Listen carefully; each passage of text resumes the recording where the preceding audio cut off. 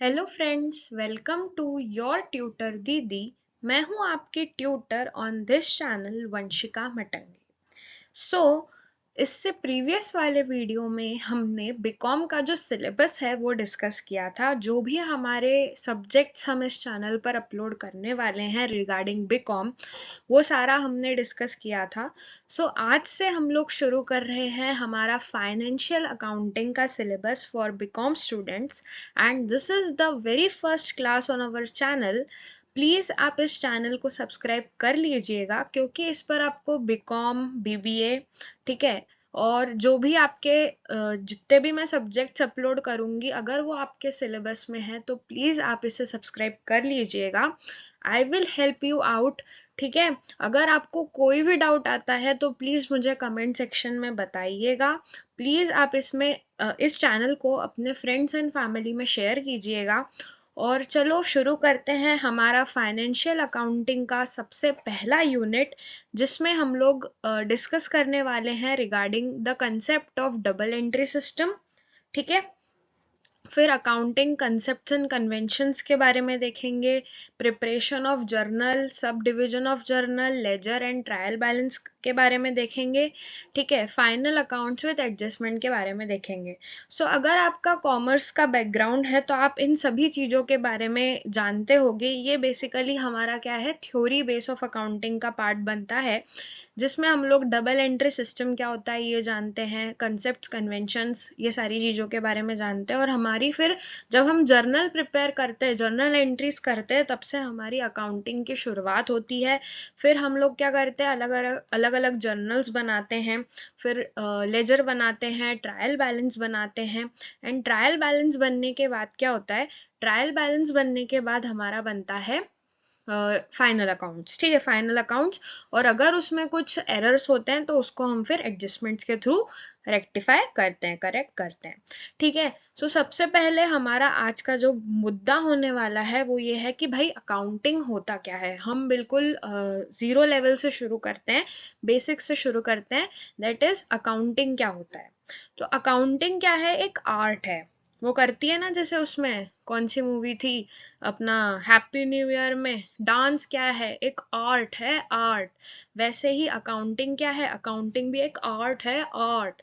ठीक है, तो अकाउंटिंग क्या है, एक आर्ट है। अब कैसा आर्ट है, इसमें हम क्या करते हैं, जिसमें क्या करते हैं हम, recording, classifying, summarizing in a significant manner and in terms of money, transaction and events which in part at least of financial character and interpreting the results thereof।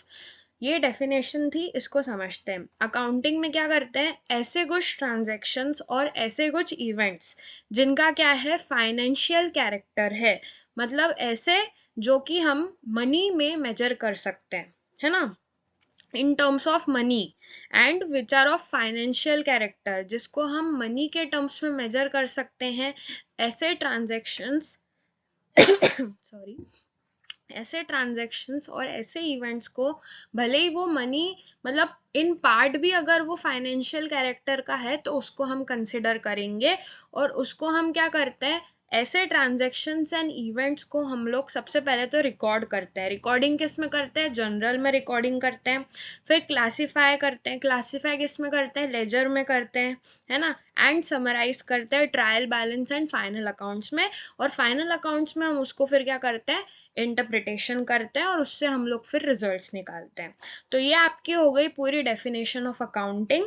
क्या है, as an art of recording, classifying, summarising in a significant manner and in terms of money, transaction and events which are in part at least, भले ही वो आधा भी हो ना, अगर फाइनेंशियल नेचर का, अगर इतना सा भी लग रहा है ना कि वो फाइनेंशियल नेचर का है, तो उसको हम रिकॉर्ड करेंगे। ठीक है, of financial character and interpreting the results thereof. चलो अब हम बात करते हैं आगे बढ़ते हुए कि भाई कैरेक्टरिस्टिक्स ऑफ अकाउंटिंग क्या है, क्या कर, मतलब कैसा होता है अकाउंटिंग। तो सबसे पहली बात ये है कि इसमें हम लोग क्या करते हैं, सिस्टमेटिक रिकॉर्ड्स मेंटेन करते हैं, है ना। पहले जर्नल बनाएंगे, फिर अगर उसमें सब डिवीजन होगा तो वो करेंगे, परचेस बुक, सेल्स बुक वगैरह, लेजर बनाएंगे, ट्रायल बैलेंस बनाएंगे, फाइनल अकाउंट्स बनाएंगे। तो सिस्टमेटिक रिकॉर्डिंग होती है यहाँ पर ट्रांजेक्शन्स की। ठीक है, फिर डिटरमाइनिंग द परफॉर्मेंस, बिजनेस का परफॉर्मेंस हम लोग इजीली डिटरमाइन कर सकते हैं with the help of accounting.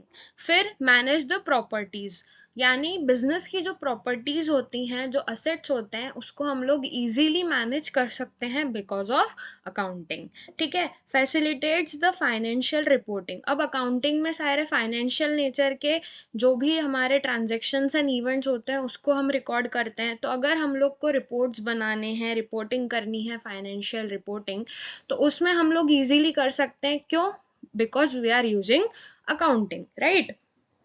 फिर फैसिलिटेट डिसीजन मेकिंग, तो जो हम लोग रिपोर्ट्स बनाते हैं, जो हम अकाउंट्स बनाते हैं, इससे जो मैनेजमेंट है वो इजीली क्या कर सकती है? डिसीजंस ले सकती है ना, सॉरी, डिसीजंस ले सकती है। तो ये सारे क्या है? Characteristics of accounting. I hope आपको ये डेफिनेशन और कैरेक्टरिस्टिक्स क्लियर हुए होंगे। चलो अब आगे बढ़ते हैं। ओके, सो अब हम बात करेंगे about the double entry systems, जो सबसे पहला हमारा टॉपिक था इसमें। तो डबल एंट्री सिस्टम में क्या करते हैं? एक सिस्टम है बुक कीपिंग का, मतलब अकाउंट्स मेंटेन करने का, जो ये बोलता है कि एवरी ट्रांजेक्शन, जो भी ट्रांजेक्शन आप रिकॉर्ड कर रहे हो, उसके कितने इफेक्ट्स होते हैं? उसके दो इफेक्ट होते हैं, एक होता है प्लस, एक होता है माइनस, जिसको हम लोग अकाउंटिंग के टर्म्स में डेबिट और क्रेडिट बोलते हैं। ठीक है।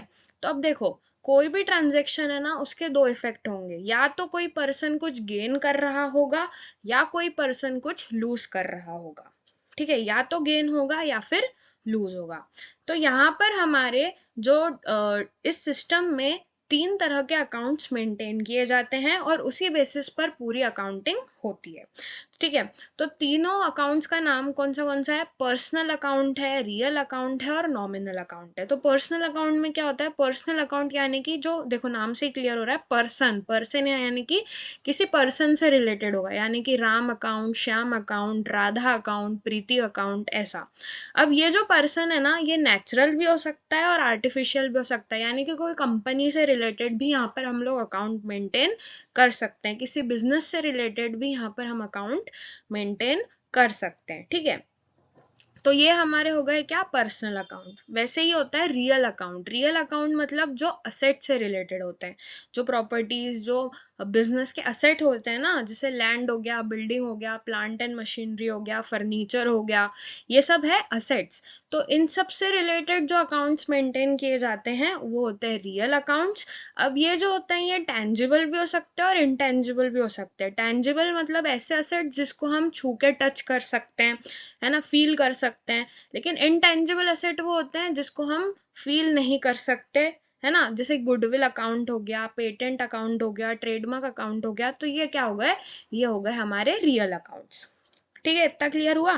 फिर नॉमिनल अकाउंट्स क्या होते हैं? नॉमिनल अकाउंट्स जो होते हैं वो इनकम से रिलेटेड होते हैं, गेन्स से रिलेटेड होते हैं, एक्सपेंसेस से रिलेटेड होते हैं, लॉसेस से रिलेटेड होते हैं। ठीक है। अब इसके एक एक एग्जाम्पल से और क्लियर आपको हो जाएगा, देखना। अच्छा, उससे पहले हमें क्या पढ़ना है? इसके कुछ रूल्स होते हैं। ये डबल एंट्री सिस्टम में जो हम अकाउंटिंग करते हैं, तो हमने बेसिकली उसको 3 अकाउंट्स में डिवाइड किया, पर्सनल, रियल और नॉमिनल। अब इनके क्या होते हैं? कुछ गोल्डन रूल्स होते हैं जो फॉलो करने रहते हैं। तो पर्सनल अकाउंट का क्या रूल होता है? Debit the receiver and credit the giver. जिसको, जो रिसीव कर रहा है कुछ चीज, जो रिसीव कर रहा है कुछ चीज, तो उसको डेबिट करने का, मतलब उसको क्या करना है? हमें डेबिट करना है। एंड क्रेडिट द गिवर, जो कुछ दे रहा है उसको क्या करना है? क्रेडिट करना है। ठीक है। तो पर्सनल अकाउंट का रूल क्या हो गया? Debit the receiver, credit the giver. Real account का क्या हो गया? डेबिट व्हाट कम्स इन, जो बिजनेस में आ रहा है, जो बिजनेस में आ रहा है उसको डेबिट करने का, और क्रेडिट व्हाट गोज आउट, जो बिजनेस से जा रहा है उसको क्रेडिट करने का। That is your real account. और नॉमिनल अकाउंट का क्या है? Debit all expenses and losses, जितने भी खर्चे हैं, जितने भी लॉसेस है, उनको क्या करना है? डेबिट करना है। और credit all incomes and gains, है ना, जितनी भी इनकम्स हो रही है, जितने भी गेन्स हो रहे हैं, उनको क्रेडिट करना है। अच्छा, ये चीजें जो हैं, ये जो रूल्स हैं, ये काय में यूज होते हैं दोस्तों? तो जब हम जर्नल एंट्रीज करते हैं ना, जो फर्स्ट हमारा सबसे पहला काम होता है अकाउंटिंग में, जर्नल एंट्री पास करना, उसमें ये हमारे अकाउंट्स के जो रूल है वो काम आते हैं। अब देखना आगे, इसमें हम एग्जाम्पल्स देखते हैं। देखना, जो हमारा पर्सनल अकाउंट हमने पढ़ा ना, उसका एक एग्जांपल देखते हैं। जैसे 22 goods worth ₹2 lakhs from Mahadev stone works, एक ऐसा यहाँ पे ट्रांजेक्शन दिया हुआ है हमें। तो यहाँ पर कैसी एंट्री पास करेंगे, that is purchase account debit to Mahadev stone works. ये हमारी पर्सनल अकाउंट की जो है एंट्री हो जाएगी। यहाँ पर महादेव स्टोन वर्क्स जो है वो क्या है हमारा, वो है हमारा अपना पर्सनल अकाउंट। ठीक है, पर्सनल अकाउंट है और डेबिट हमने किया है परचेस अकाउंट को। ठीक है, अब देखना एक मिनट यहाँ पे। ठीक है, डेबिट किया हमने परचेस अकाउंट को, और महादेव स्टोन वर्क्स जो हमारा गिवर है, जो हमें दे रहा है ना, जो हमें दे रहा है उसको हमने क्रेडिट किया, और जो हम रिसीव कर रहे हैं हमारा बिजनेस है तो उसको हमने परचेस अकाउंट को क्या किया, डेबिट किया। तो यहाँ पे क्या एंट्री बन जाएगी, purchase account debit to Mahadev stone works. This is for personal account. वैसे ही रियल अकाउंट की बात करते हैं, तो purchase machinery for cash for ₹20 lakhs। ठीक है, बैंक अकाउंट मान लो या कैश अकाउंट मान लो, जो भी है ना। तो मशीनरी परचेस की, तो यहाँ पे क्या आया हमारे पास, debit what comes in, machinery आई, तो machinery account debit to bank account, to bank account यानी हमारा क्रेडिट व्हाट गोज आउट, तो बैंक बैलेंस कम हो गया तो इसीलिए टू बैंक अकाउंट किया। ठीक है, तो machinery account debit, debit what comes in, to bank account credit what goes out. ठीक है, ये हमारा रियल अकाउंट का रूल है। फिर नॉमिनल अकाउंट, नॉमिनल अकाउंट का क्या है, paid salary of ₹8 lakhs to the workers of VM limited. अब यहाँ पे क्या है, ये एक्सपेंस से रिलेटेड है। एक्सपेंस का क्या रूल है, एक्सपेंस का रूल है, सॉरी, नॉमिनल अकाउंट का क्या रूल है, debit all expenses and losses, credit all incomes and gains, right.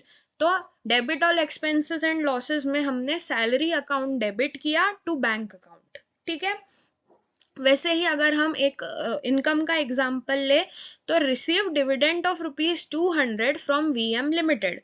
अब क्या हुआ, यहाँ पे हमारे पास कैश आया, कैश अकाउंट को डेबिट किया। कैश जो है वो एक असेट का अकाउंट है, तो उसको हमने क्या किया, डेबिट व्हाट कम्स इन, है ना, तो कैश अकाउंट को डेबिट किया। और डिविडेंड रिसीव्ड अकाउंट हमारी इनकम है और नॉमिनल अकाउंट है, तो नॉमिनल अकाउंट का रूल है कि credit all incomes and gains, तो हमने डिविडेंड रिसीव्ड अकाउंट को क्या किया, क्रेडिट किया। आई होप आपको ये एग्जांपल से तीनों अकाउंट के टाइप्स का जो है वो मतलब क्लियर हुआ होगा। ठीक है, सो आई होप आपको ये क्लियर हुआ होगा। आप चाहो तो इसका स्क्रीनशॉट ले लेना बाद में। ठीक है, चलो अब आगे बढ़ते हैं। अच्छा, अब अभी तो हमने पढ़ा कि भाई ये अकाउंट, ये डबल एंट्री सिस्टम था, तो इसको क्या बोलते हैं, इसको थोड़ा सा ट्रेडिशनल वे ऑफ अकाउंटिंग बोलते हैं। अब एक नया वे ऑफ अकाउंटिंग, एक मॉडर्न अप्रोच आई है, जिसको बोलते हैं अकाउंटिंग इक्वेशन। ये भी आपने 11th क्लास में पढ़ी होगी, है ना। अब एक अकाउंटिंग इक्वेशन क्या बताता है, shows how the 3 important components of accounting, जो कि है असेट्स, लाइबिलिटीज और इक्विटी। इक्विटी मतलब कि जो ओनर का पैसा होता है, जो कैपिटल होता है बिजनेस में, है ना। तो कैसे assets, liabilities and equity are associated with each other. तो इसका क्या इसका एक इक्वेशन कैसी बनती है, इसकी इक्वेशन बनती है कि asset equals to liabilities plus equity. मतलब आपके जो टोटल असेट्स हैं उसमें क्या होता है, एक तो लाइबिलिटीज होती हैं आपकी बिजनेस की, मतलब जिसको आपको पैसे देने हैं, दैट इज योर लाइबिलिटी, आपको पेमेंट करना है। प्लस आपका जो बिजनेस में कैपिटल लगा हुआ होता है, तो आपके जो असेट्स बनते हैं वो आप या तो किसी से परचेस करते हो, मतलब उधार पे लेते हो, मतलब आपको पेमेंट करना रहता है, या फिर आप कैपिटल के थ्रू उन असेट्स को लेते हो। तो ये आपकी इक्वेशन बनती है कि assets equals to liabilities plus capital, या liabilities plus equity. I hope आपको अकाउंटिंग इक्वेशन भी क्लियर हुई होगी। अगर कोई भी डाउट आता है अभी तक मैंने जितना भी पढ़ाया उसमें, तो प्लीज नीचे कमेंट सेक्शन में बताइएगा। चलो अब आगे बढ़ते हैं। ठीक है, सो आज के वीडियो में सिर्फ इतना ही। Thank you so much from your tutor didi. अगर आपको वीडियो अच्छा लगा हो तो सबसे पहले लाइक कीजिए, वीडियो को अपने फ्रेंड्स में शेयर कीजिए, चैनल को सब्सक्राइब करना ना भूलिएगा। तो मिलते हैं नेक्स्ट वीडियो में। Thank you.